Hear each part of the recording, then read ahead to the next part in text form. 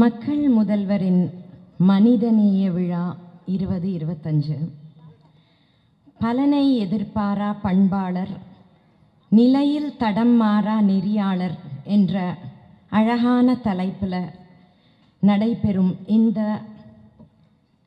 புகழ் அரங்கத்தில், இந்த விழாவில் எனக்கு பிறகு பல சிறப்பான பேச்சாளர்கள்லாம் பேச இருக்காங்க. மதிப்புக்குரிய மேயர் பிரியா ராஜன் அவர்களே,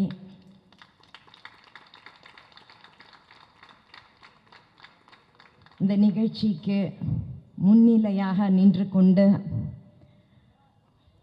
சிறப்பாக தன்னுடைய பங்களிப்பை கொடுத்து கொண்டிருக்கும் மதிப்புக்குரிய மாண்புமிகு அமைச்சர் சேகர் பாபு அவர்களே, இந்த விழாவை தலைமை ஏற்று சிறப்பாக நடத்தி கொண்டிருக்கும் அமுதா பொன்னிவளவன் அவர்களே,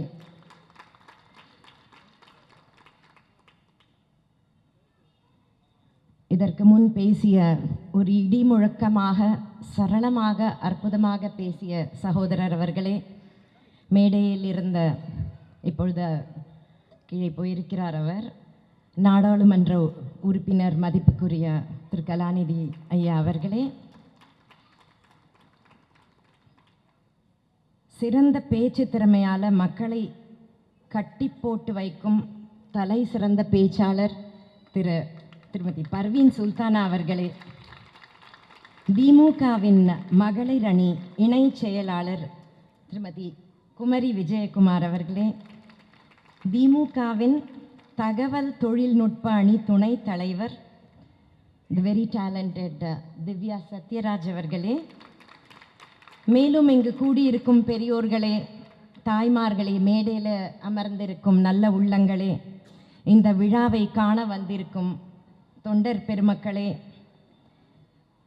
முதலமைச்சர் அவர்களின் உயிரோடு கலந்திருக்கும் முத்தமிழ் அறிஞர் டாக்டர் கலைஞரின் உயிரினும் மேலான அன்பு உடன்பிறப்புகளே, உங்கள் அனைவருக்கும் எனது மாலை வணக்கங்களை தெரிவித்துக் கொள்கிறேன். முதல்ல எவ்வளவோ பெரியவங்க, நிறைய விஷயம் தெரிஞ்சவங்க, சிறப்பாக உரையாடக்கூடிய வல்லமை பெற்றவர்களுக்கெல்லாம் முன்னாடி நான் பேசுகிறதுக்கு மன்னிப்பு கேட்டுக்கொள்கிறேன். நாளைக்கு விடியற் காலை 4:30 மணிக்கு நான் ஒரு விமானம் பிடிக்க இருக்கிறதுனால நான் முதல்ல இங்கே பேச வந்திருக்கேன். ஏன்னா நிறைய இசை கருவிகள்லாமும் இருக்கிறதுனால 2 மணி நேரம் முன்னாடியே போனால் தான் அதெல்லாம் செக்இன் செய்ய முடியும். அதுக்கு முதற்கண் இந்த எனக்கு வாய்ப்பை அளித்ததற்கு, முதல்ல பேசக்கூடிய வாய்ப்பை அளித்ததற்கு என்னுடைய நன்றிகளையும், நான் இந்த பேசிட்டு நான் உடனே கிளம்ப வேண்டியிருக்கும்ன்றதுக்கு என்னுடைய மன்னிப்பையும் நான் தெரிவித்துக் கொள்கிறேன். சில தினங்களுக்கு முன்பு மாண்புமிகு அறநிலைத்துறை அமைச்சர் என்னை இந்த விழாவில் கலந்து கொண்டு பேச வேண்டும் என்று கேட்டுக்கொண்ட பொழுது ரொம்ப சந்தோஷமாக நான் இதை என்னுடைய மன சந்தோஷத்தையும் வணக்கத்தையும் தெரிவித்து கொண்டு இதை பங்கேற்கிறதுக்கு என்னுடைய சம்மதத்தை நான் தெரிவித்தேன். அதற்கு அமைச்சர் அவர்களுக்கு என்னுடைய மனமார்ந்த நன்றிகளை நான் தெரிவித்துக் கொள்கிறேன்.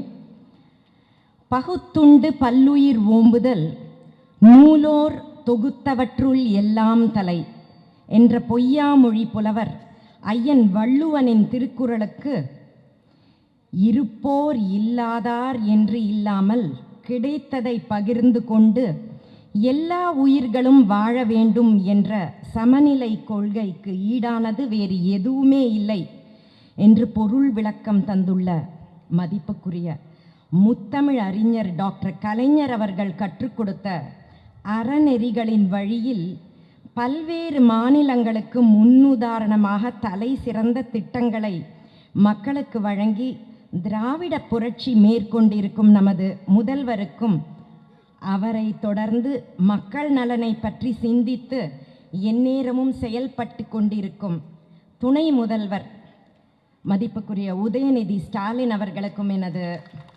வணக்கங்களையும் மனமார்ந்த பாராட்டுதல்களையும் சொல்லிக் கொள்கிறேன்.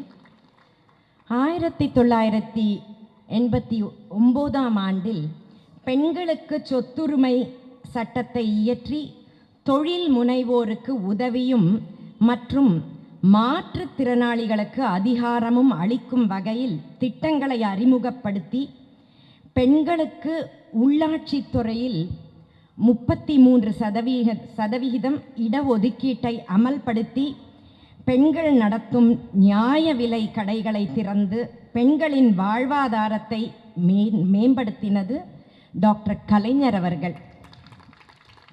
அவரது விழுது இன்று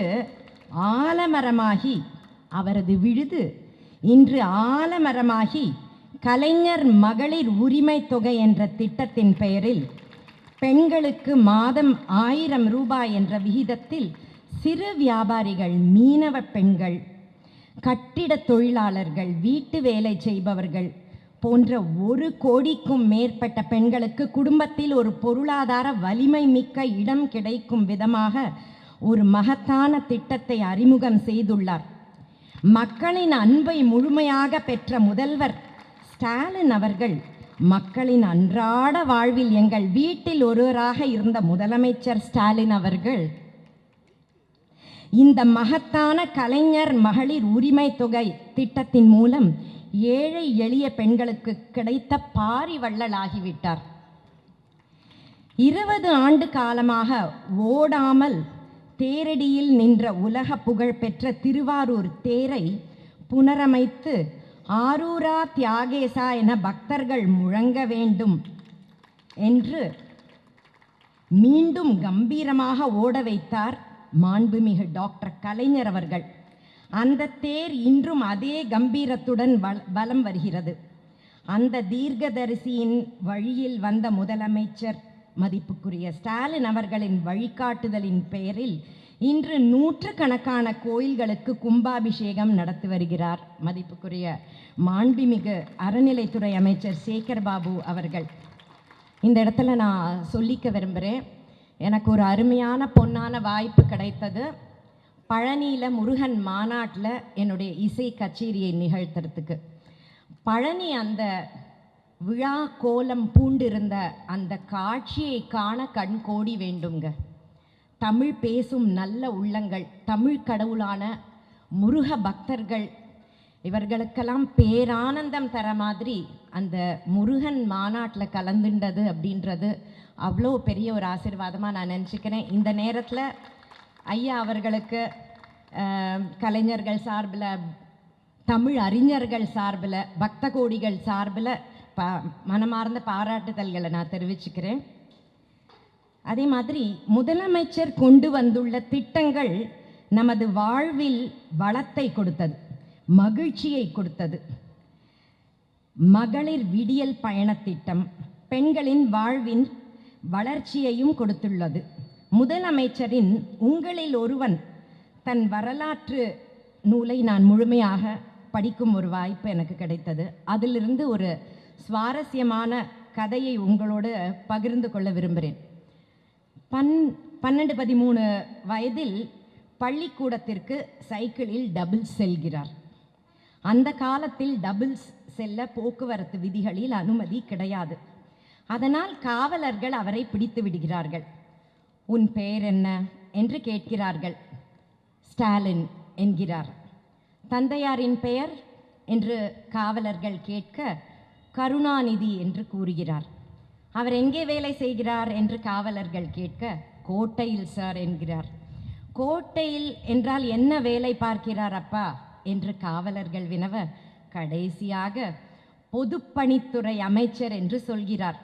அவர் நினைத்திருந்தால் நான் கலைஞரின் மகன் என்று முதலிலேயே சொல்லி போலீசிடமிருந்து தப்பித்து கொண்டிருக்கலாமே. ஆனால் நின்று எளிமையாக நேர்வழியில் நிலையில் தடம் மாறா நெறியாளராக விளையும் பயிராக இருந்த காலத்திலிருந்தே அவர் வாழ்ந்து வருவது இதன் மூலம் அனைவருக்கும் தெரிய வருகிறது அல்லவோ.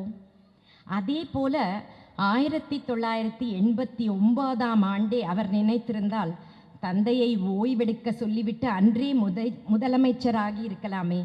ஆனால் படிப்படியாக தொண்டராக இருந்து கட்சியின் பல்வேறு பொறுப்புகளை கீழ்மட்டத்திலிருந்து தற்போது தலைவர் பதவி வரை படிப்படியாக சென்று வென்றிருக்கிறார் என்பதை பார்க்கும்போது அவரது பண்புகளை எண்ணி எண்ணி மக்களுடன் மக்களாக நானும் பூரிப்படைகிறேன். எனது வணக்கத்தை தெரிவித்துக் கொள்கிறேன். மக்களை தேடி மருத்துவம், இல்லம் தேடி கல்வி, நான் முதல்வன் திட்டம், நகை கடன் தள்ளுபடி, புதுமை பெண் திட்டம், இது எல்லாத்துக்கும் மேலே எனக்கு ரொம்ப மனசுக்கு பிடிச்ச ஒரு திட்டம் அந்த சின்ன குழந்தைகளுக்கு பள்ளிக்கு செல்லும் சின்ன குழந்தைகளுக்கு மதிய உணவு திட்டம், காலை உணவு திட்டம் அப்படின்னு அவர் கொண்டு வந்திருக்காரே, அதை விட ஒரு உன்னத திட்டம் இருக்கவே முடியாது. எத்தனையோ பள்ளி குழந்தைகள் பட்னியாக காலி வயிற்றோட எப்படிங்க கல்வி அதுங்களுக்கு ஏறும்? அதுக்கு அவங்க அந்த பெற்றெடுத்த தாய்மார்களுடைய நெஞ்சில் பால் வாக்குற மாதிரி அந்த குழந்தைகளுக்கு உணவுக்கு கொடுக்குற அந்த ஒரு திட்டம் என்று இந்த மாதிரி முதலமைச்சரின் புகழுக்கு மகுடம் சூட்டும் பற்பல நல்ல திட்டங்களை சொல்லிக்கொண்டே போகலாம்.